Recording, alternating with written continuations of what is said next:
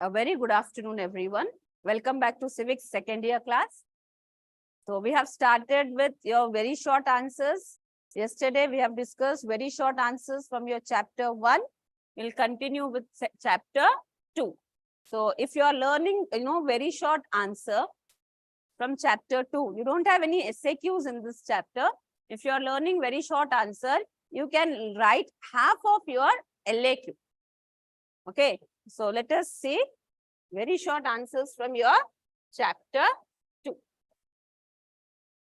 The first question is right to equality. What is right to equality? And this right to equality, it is discussed in Article 14 to 18. Article 14 to 18 of our Constitution, it is about right to equality. And this is one of the important fundamental rights we have discussed, right? We know we have 6 fundamental rights given to every citizen by the Constitution of India. So the first right is your right to equality. So what does this right to equality says? It ensures equality before law. It says that all are equal before law. There is rule of law. There is rule of law. Then, when there is rule of law, there is equality before law. It means equal opportunities are given to all. When we say all, there is no discrimination. So, without discrimination, equal opportunities are given. So, when there is no discrimination, so we have abolished untouchability. We don't practice untouchability now. So, right to equality, it ensures rule of law. It gives equal opportunities to all without discrimination. It abolishes untouchability, and it also abolishes titles like Maharaja, Prince. Okay, now the government does not give titles. Okay, the titles are conferred only in the field of military and academics. Okay, in the field of military, they give titles like major, captain, commander, admiral. Okay, in Army, Navy, and Air Force, they give titles. And in the field of education, they give, based on their degree, they get the title. Like example, professor, doctor. Okay, that's titles like Maharaja, Prince, these are abolished. Okay, these are abolished. This is your right to equality. The next is your right to freedom. What is right to freedom? Now, this right to freedom, it is discussed in Article 19 to 22. Article 19 to 22 of Indian Constitution deals with right to freedom. So, this right guarantees 6 freedoms to the citizens. Every citizen under Article 19 enjoys 6 freedoms like freedom of speech and expression, freedom of movement. Okay, you can move anywhere in the country.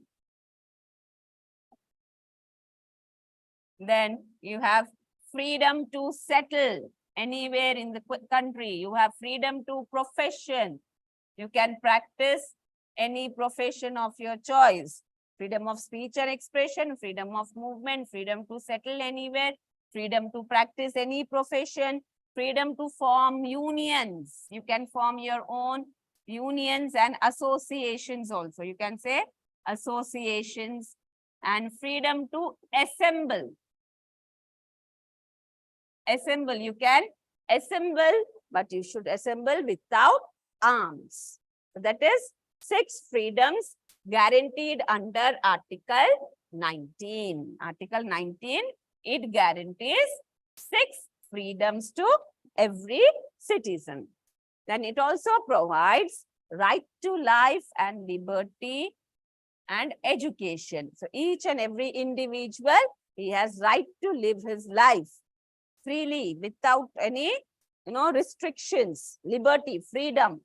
Okay, and every individual has right to education. So through this right to freedom, it ensures legal protection to all. Right to freedom ensures legal protection to all the citizens, and no person shall be punished. No person can be punished except for the violation of law. If a person is violating the laws, then he should be punished. Other than that, he should not be punished. Okay, so that is your right to freedom. Like, 4-5 points if you are writing, simple points if you are writing, then you can score 2 on 2. See, I have given this answer like, in points. It is easy to learn also. So always write answers, 2 marks answers in points. So it is easy for you to write, and the examiner will be very comfortable correcting those questions. Next is right to religion. Right to religion is also another fundamental right guaranteed to the citizens. So articles 25 to 28 of Indian Constitution gives right to religion to all the citizens. So this right provides freedom to practice and promote any religion of our choice. We have freedom to practice and promote religion of our choice, and no religion is promoted by the government. Government will not promote any religion. So this freedom to practice and promote religion of your choice. And in India, we have many religions, and government is not promoting any religion. There is no official religion. This makes India as a secular state, as we don't have any official religion. In India, we don't have any official religion. So India is a secular state because government is not promoting any religion. And no religious instructions are given in government schools and colleges. If you go to government schools and colleges, they won't give any religious instructions, or they don't teach any religion. Okay. This is your right to religion. Next is Gandhian principles, the ideas of Gandhi. Under your directive principles, you have Gandhian principles.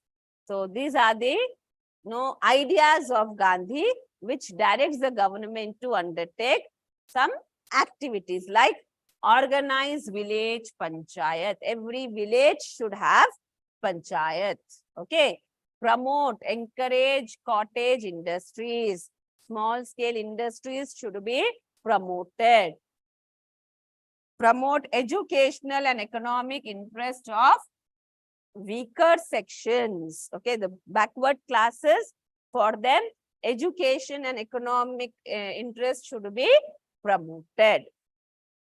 Protecting the monuments, historical buildings.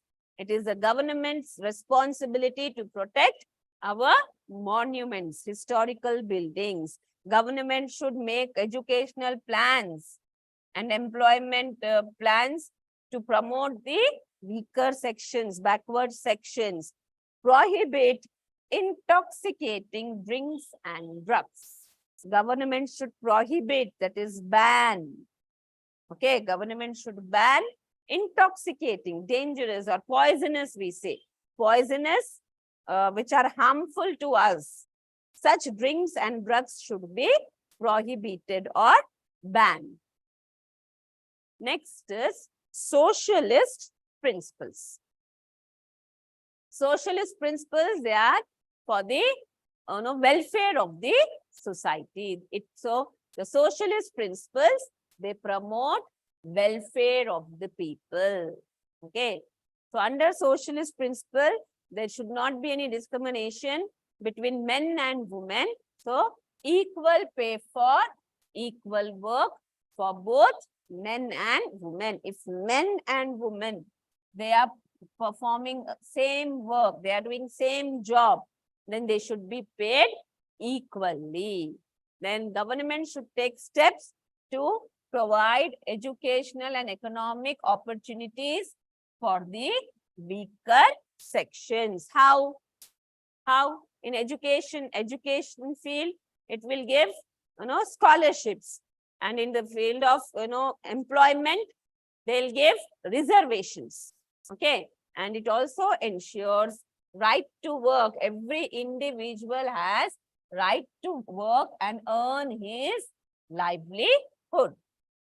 Okay, so government should provide means of livelihood. The government should create more and more employment opportunities so that the people can earn their livelihood. This is your socialist principles. Say, you will get one question. If you are getting a question on fundamental rights in LAQ, then you can expect directive principles or fundamental duties for 2 marks. If a question is asked on directive principles, then you can get a question from fundamental rights and fundamental duties in 2 marks. So mostly the most repeated VSAQ from this chapter is fundamental duties. This is the most repeated question. So let us see the fundamental duties.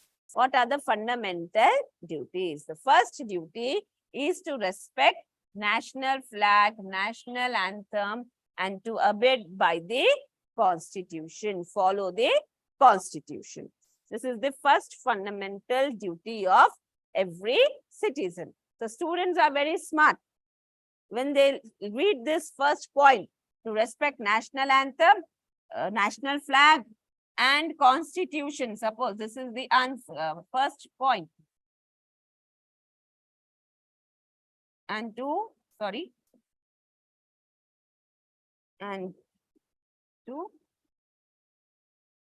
abide by the Constitution. This is the first fundamental duty of every citizen. He should respect national flag, national anthem, and he should follow the Constitution. Okay, but what students they do? They will divide this first point into 3, saying 3 fundamental duties are over. You will not get marks. If you are dividing this first point, the whole point, for example, to respect national flag, to respect national anthem, to abide by the Constitution. If you are writing this answer like this, splitting this 1 point into 3 points, you will not get marks. Please don't do that. Okay, many students, they do this.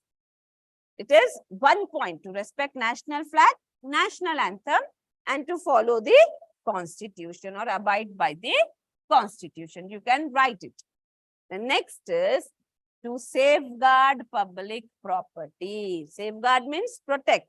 To safeguard public property. To develop scientific temper. Okay.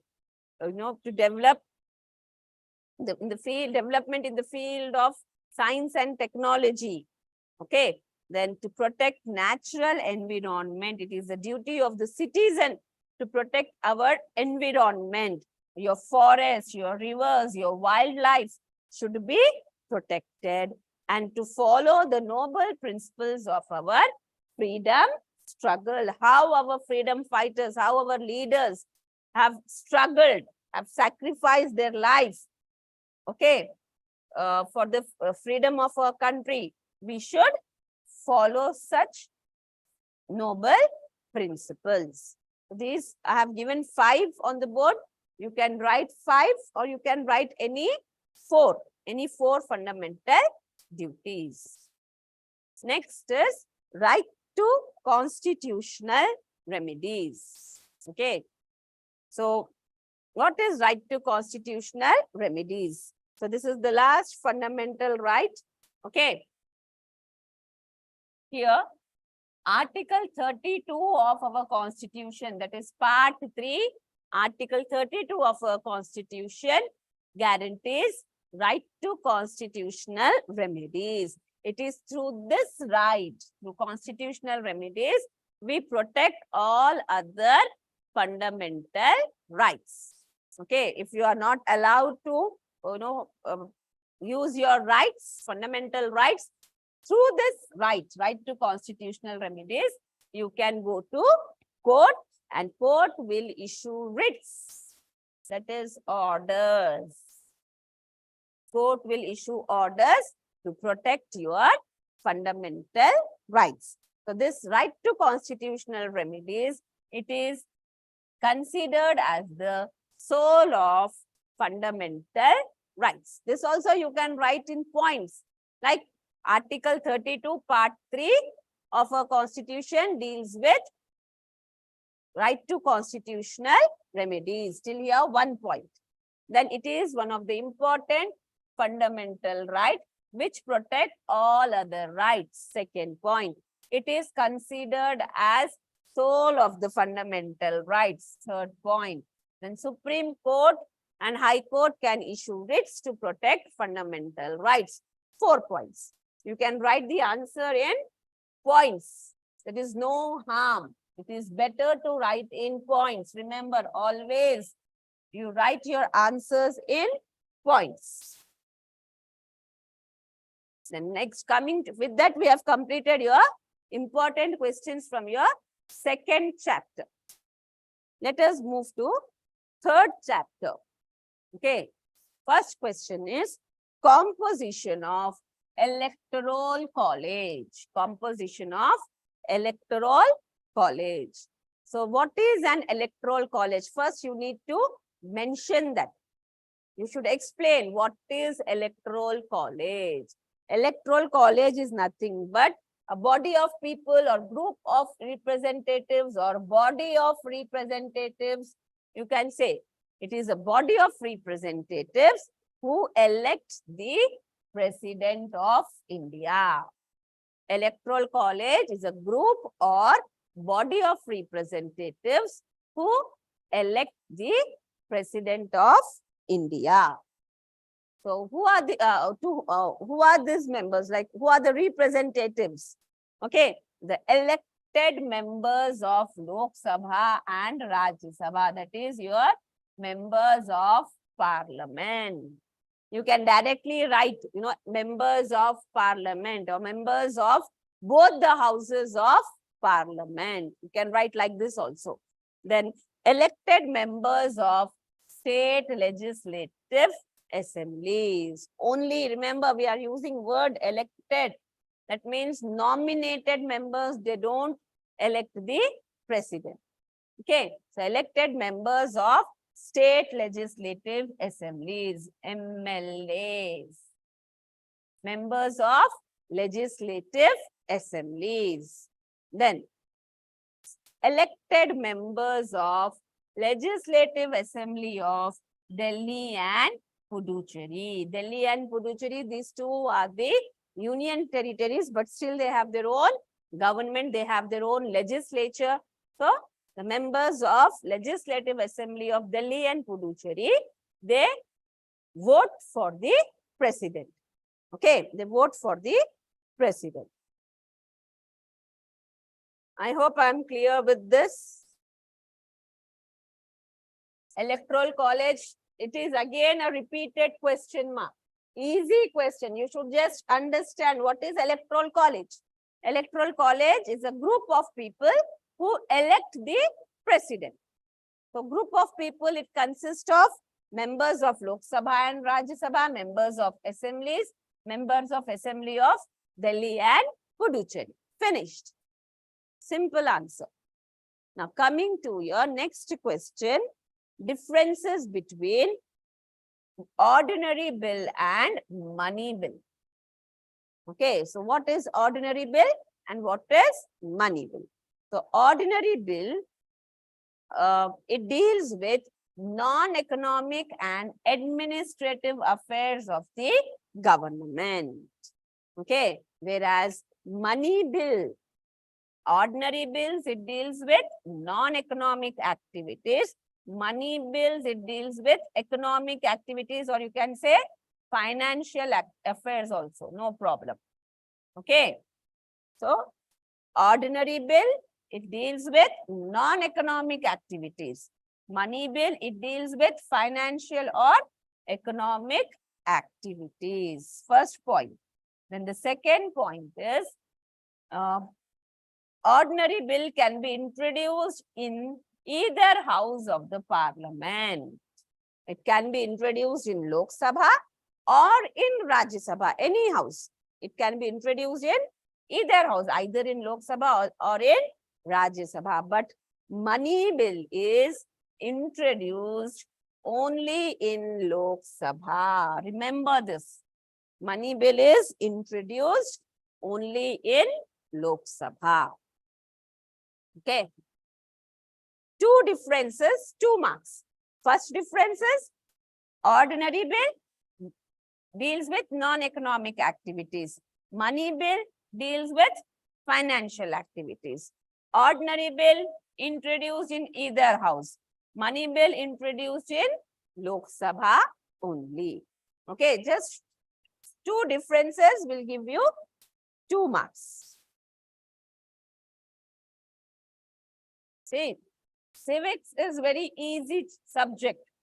Okay, if you show little interest, then you can score good marks. You can score up to 99 also. Then coming to the composition of Union Council of Ministers. Now, what is this Union Council of Ministers? First, you should understand. Union Council of Ministers. What is this? Union Council of Ministers.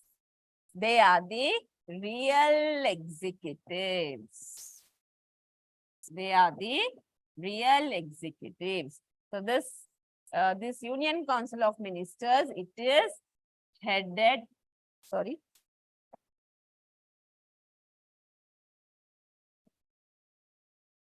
it is headed by Prime Minister. So Prime Minister and his team. Prime Minister and his ministers. Together they are called as Union Council of Ministers. Okay. It is Prime Minister and his ministers. So Prime Minister, he is the head of the Council of Ministers. So this Council of Ministers, they are divided into 3 categories. So they are divided into 3 categories. Cabinet ministers, ministers of state rank, and deputy ministers. So cabinet ministers, they are the policy makers. Along with the Prime Minister, they will discuss and make policies. So they are the policy makers of the government. They enjoy independence and decision-making power. This cabinet is headed by Prime Minister. Then you have ministers of the state. They are independent in charges. They are directly answerable to the Prime Minister. They are independent. They are answerable to the Prime Minister. And you have deputy ministers who are newly elected. The ministers who are newly elected. So, they assist cabinet ministers. Okay, so the deputy ministers, they assist the cabinet ministers. So there are 3 types. Council of Ministers are divided into 3 categories. Cabinet ministers, ministers of state rank, and deputy ministers. If you are not writing this explanation, then also you will get 1 or 1.5 mark for this answer. To score 2 on 2, explain what is cabinet, who are the cabinet ministers. They are the policy makers, you can say. They make all the policies. They are independent in charges, or they take their own decisions.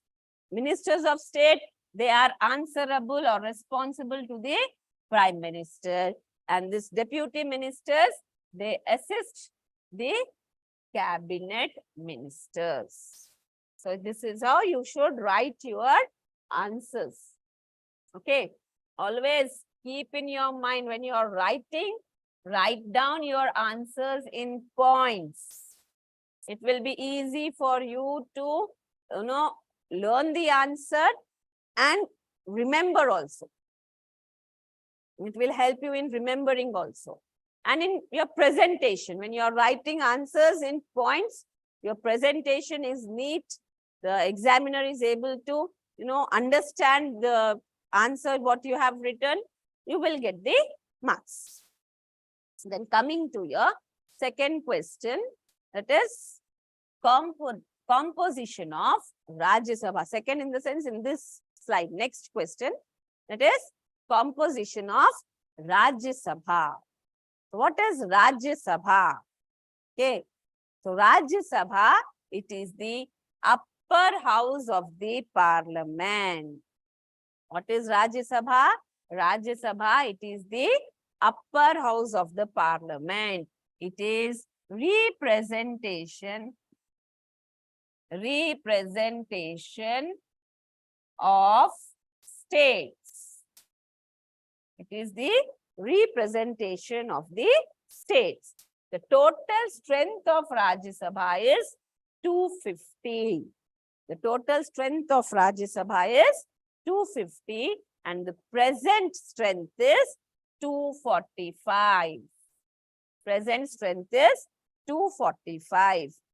Out of this 245, 233 members, they are elected by the state legislative assemblies. Okay, so as legislative assemblies, the members of legislative assemblies, they elect the members of Rajya Sabha. So 233 are elected by legislative assemblies of all the states and the legislative assembly of Delhi and Puducherry. Okay. The next, out of 245, 233 over, so 12 remaining. The 12 members, those 12 members, they are nominated by the president. The 12 members are nominated by the president. Mostly they are not from the political background. They belong to different fields like sports, arts, okay, science and technology. They belong to different fields. 12 members are nominated by president. So to remember, how will you write this? It has got 250 at present minus 5, sorry. Just how to learn. Don't, waste time on, mugging up the answer, by-hearting the answer. No, don't do that. Just analyze the answer. Rajya Sabha has the strength of 250 total. Out of that, minus 5, you have 245 at present. Now, this 245 is divided into two groups, 233 and 12. This 233, they are elected. Who elects them? Members of legislative assemblies. And 12 are nominated. Okay, who nominates them? President. Elected by members of legislative assembly, nominated by President of India. Just analyze your answer. Don't sit and by heart or mug up the answer. No need. Just analyze your answer. Keep the keywords in your mind and you can easily present your answer. Rajya Sabha. When we are saying Rajya Sabha, Rajya means states. So Rajya Sabha is the representation of states. Like this, just relate your answer and understand your answer. Okay, always it is mugging up or by-hearting answer is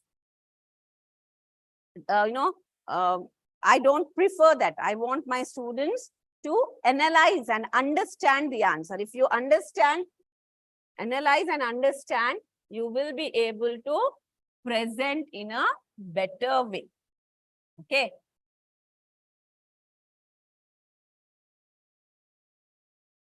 Next is composition of Lok Sabha. We have discussed Rajya Sabha.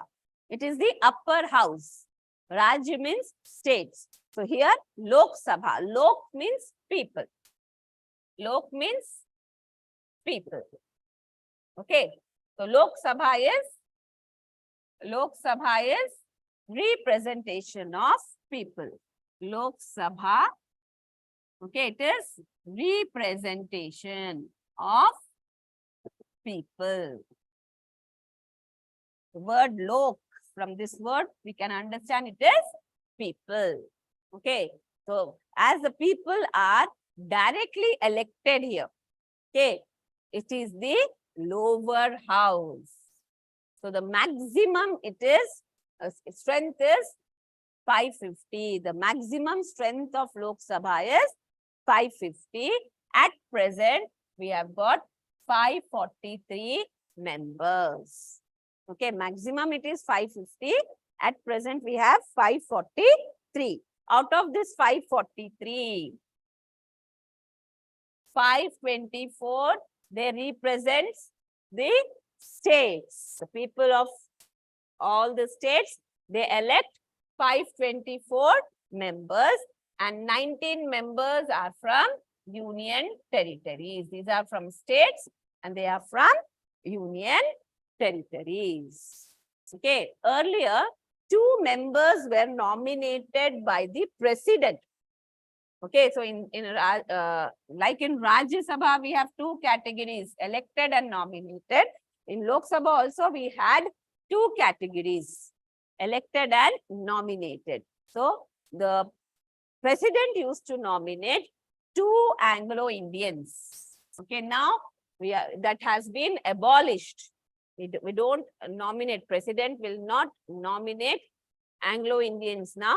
Now these Anglo-Indians should also get elected. So that is done away through 104th constitutional amendment. The constitution was amended and this was abolished. Now president will not nominate members to Lok Sabha. That is why the present strength is 543. If you are writing till here also, that is sufficient because it is asking about composition of Lok Sabha.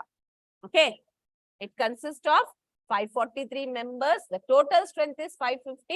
At present, it is 543. Out of 543, 524 they represent the states and 19 they represent the union territories. With that, we have completed your 3rd chapter. Okay, 5 questions if you are learning. You can write VSAQs coming from your 3rd chapter. Next is your 4th chapter. State government. Your 4th chapter is state government. So state government, it consists of governor, who is the nominal executive. Chief minister, he is the real executive. He heads the council of ministers. And this council of ministers, it is their responsibility to implement all the laws, to see the administration. So they'll have administrative staff working in the state government. So state executive, it consists of governor, chief minister, council of ministers, and the staff of state government. Or you can simply, instead of writing administrative staff of the state government, you can also write state government employees. Okay, it is easy to remember. State government employees, all their state government employees, they are part of state executive along with governor, chief minister and council of ministers. Okay, then coming to your next question, that is composition of State Council of Ministers. In previous chapter, in your third chapter, we have discussed Union Council of Ministers. Now here we will have State Council of Minister. So State Council of Minister, it consists of Chief Minister, who is the head of the Council of Ministers. Then this Council of Ministers is again divided into different categories like Cabinet Ministers, Ministers of State. Sometimes, if required, they will have Deputy Ministers, not necessary. In case of Union Council of Ministers, you have Deputy Ministers. In case of State Council of Ministers, you may have Deputy Ministers or you may not have these Deputy Ministers. Okay.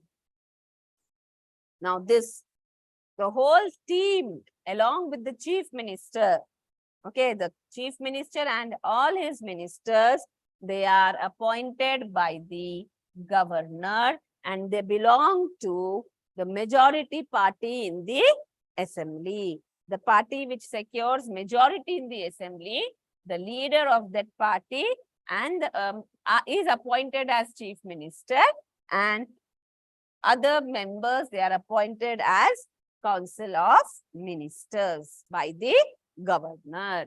When we are saying appointed, when governor is appointing or president is appointing, it means they are administering the oath of office. That is called as oath of office. Okay. Next, discretionary powers of governor. What are the discretionary powers of governor? Before going into this answer, you should understand the meaning of the word discretion. What is this word? Discretion. When we are saying discretion, that means the person is taking his own decisions. Taking own decisions without advice, without anybody's advice. So we know that the governor, he performs all his functions on the advice of Prime Minister. But there are certain functions where governor will not take advice of the Chief Minister. Sorry, we are dealing with governor, so Chief Minister. We know that governor, he performs his functions on the advice of Chief Minister and his Council of Ministers. Okay. So when we are talking about discretionary powers, here governor will not take advice of Chief Minister or his ministers. He will exercise these powers on his own. Without anybody's advice, he performs these functions. So what are the discretionary powers of the governor? Even president has discretionary powers. He need not take advice of Prime Minister and his ministers. Okay.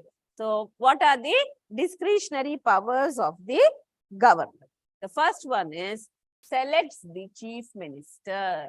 We all know that the party which secures majority in the assembly, the leader of that party will be appointed as the Chief Minister. In case no party secures majority, if no party gets majority, then the governor has the power to select any leader whom he trusts. Okay. So that is why we are saying he is selecting the Chief Minister in case there is no majority in the assembly. No party has got majority in the assembly. In such situation, the governor will select any leader from any party whom he trusts and he will appoint him as the Chief Minister. So he is selecting the Chief Minister. Next is, he advised the president to impose president's rule, constitutional emergency. Okay. The governor will advise the president to impose constitutional emergency or president's rule if there is constitutional breakdown in the state. That means the state government is unable to function according to the constitution. Then the president is advised by the governor to impose constitutional emergency. Okay, constitutional emergency is also known as president's rule. Okay. Then, refusing to give approval to the bills passed by the legislature. We all know, once the bills are passed by the legislature, the governor should approve them. Then only that bill will become a law or act. So, once the bills are passed by the legislature, the governor can refuse to give his approval. Okay, the governor can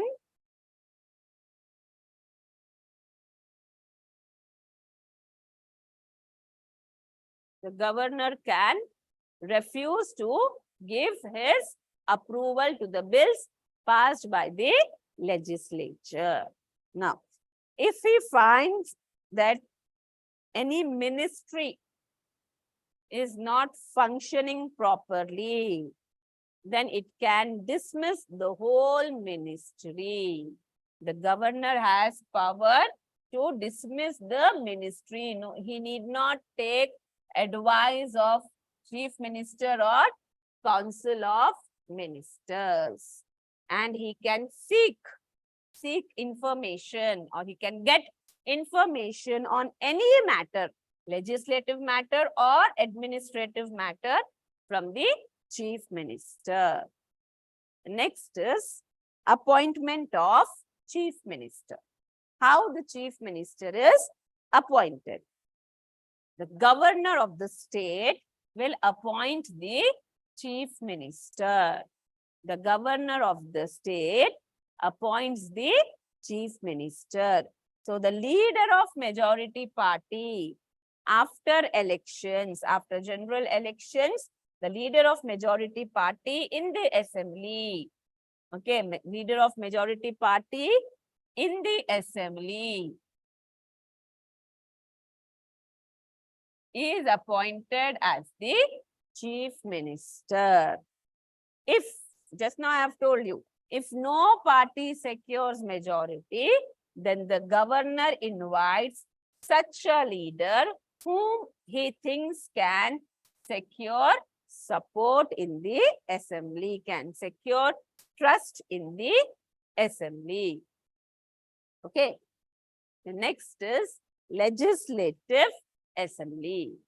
Now, this legislative assembly, it is the lower house of the state legislature, like your Lok Sabha. At the central, we have Lok Sabha. In states, we have legislative assembly. So, the members are directly elected by the people. The members of legislative assembly are directly elected by the people. Its tenure is 5 years. The tenure of legislative assembly is 5 years, and the meetings of the assembly are conducted by the speaker. So, speaker presides over the meetings of assembly. So, depending upon the population of the state, the membership of legislative assembly varies from 60 to 500. Minimum is 60, maximum is 500. That is the lower house. Then coming to the legislative council. Legislative council, it is the upper house of the state legislature. Legislative council, it is the upper house of the state legislature. The members are indirectly elected. In legislative assembly, members are directly elected. There is direct election, but here it is indirect election. Now, this legislative assembly can be dissolved. Governor can dissolve the legislative assembly, but legislative council, it is a permanent house. It cannot be dissolved. So, tenure of its members is 6 years. Tenure of members is 6 years. That means every 2 years, 2/3 members retire. Okay. 2/3 members, they retire every 2 years. So at present, 7 states, actually this is 7 states, including Telangana, have legislative assembly. Okay. That is UP, Bihar, Maharashtra, Telangana, Karnataka, and Orissa. Okay. These states, they have legislative council. Next is Speaker of Assembly. Speaker of Assembly.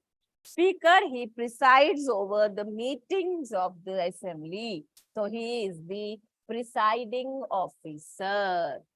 Speaker is the presiding officer. How is he elected? The members of assembly among themselves elect the speaker. Members of the assembly among themselves will elect the speaker. Okay. He is removed from the office by resolution. This is over. He presides over the meetings of the state assembly and he is removed by a resolution passed in the assembly. He can be removed by the resolution. He has powers like those of Speaker of Lok Sabha.